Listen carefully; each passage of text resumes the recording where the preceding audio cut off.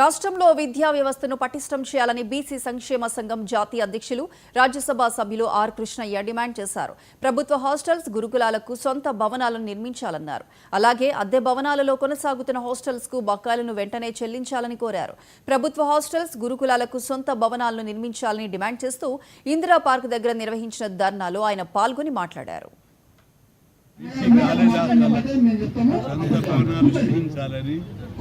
college hostel విద్యార్థులకు కోర్సులు పూర్తి చేసిన వారికి